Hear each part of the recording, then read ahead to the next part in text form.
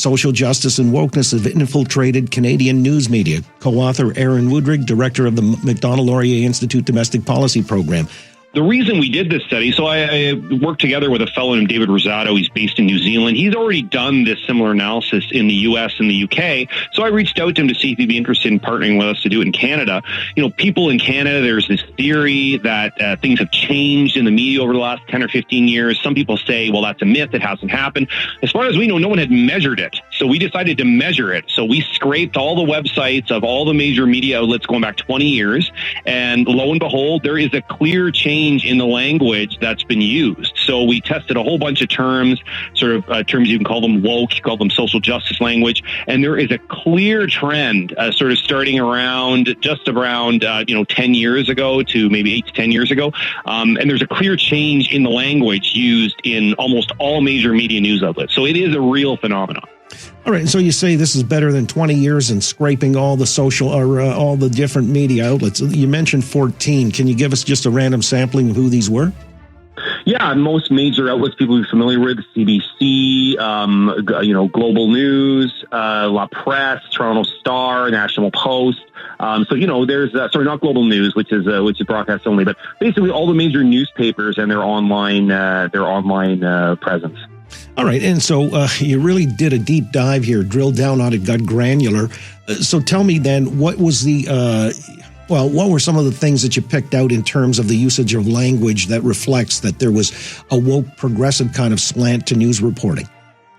Yeah, well, if you take, for example, when we talk about issues of transgenderism and gender identity, that had a more than 2,000% increase over the last 20 years. So this is an issue that was, virtually not on the radar. It is now. Issues relating to sexual orientation, sexism, racism. There's been a huge spike in the use of this language across media over the last 10 to 15 years. Yeah, well, I wanted to flag one that you've cited there, transgenderism, which I'm told is verboten. It's not something permissible. It may be in the dictionary, but otherwise I've been apprised it's a no-go zone, so let's leave it at that. But media outlets still using that, are they?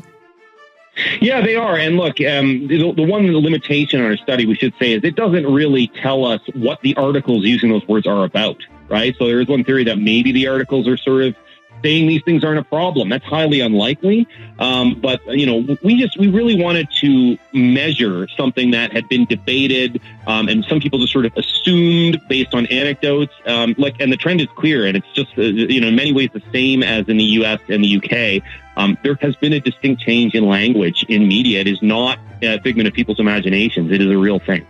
Again, with Aaron Wudrick, he is with the Macdonald-Laurier Institute's Domestic Policy Program, having co-authored this piece on how social justice types of language, the lexicon has seeped into increasingly Canadian media sources as they've scraped them over a 20-year span from 2000 to 2021.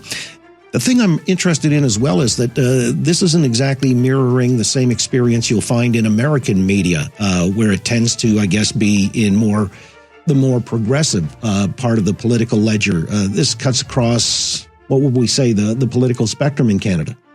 Yeah, it does. There are a couple differences. I mean, the trends are broadly similar, but a couple of big distinctions we noticed. I mean, the first is that whether it's what we want to call right or left-leaning newspapers, the trend is still pretty similar for both. So it's happening sort of across the board in terms of mainstream newspapers. The other was the issue of Islamophobia versus anti-Semitism.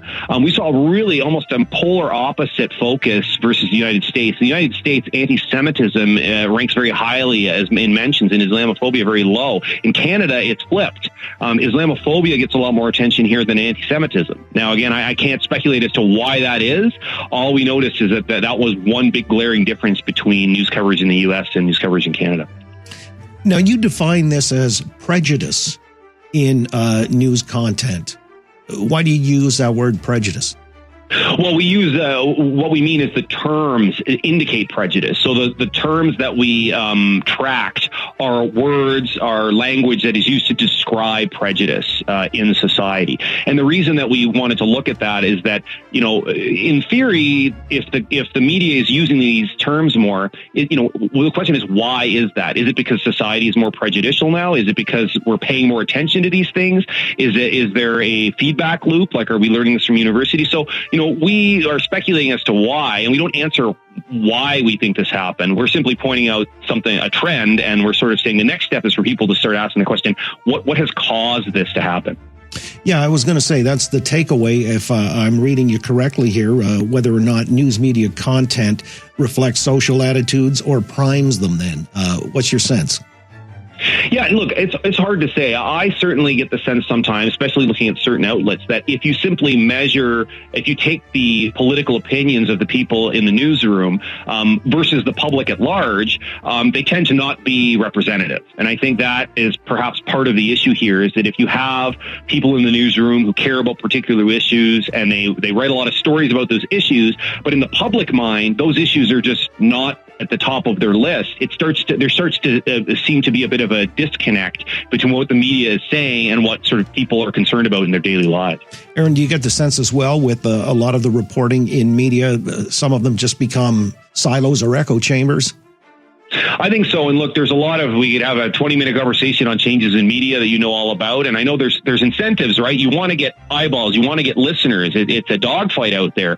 But the challenge is to sort of stay true to the truth-seeking mission of news, while still making your audience happy. And when audiences sort of gravitate to sort of hearing what they want to hear, there can be a lot of temptation to sort of create this feedback loop where you only say things in a way that you know your audience is going to like. Yeah, well, there are financial incentives, and, if that's what's paying the bills, then you just keep feeding the maw, don't you? Well, exactly. And I'm sympathetic. It's a challenge. You got to stay in business. People forget often that media is still a business at the end of the day. It's not a charity. But there is a tension there sometimes between pursuing what's true and sort of pursuing things from an angle or using language that, your audience is always going to like.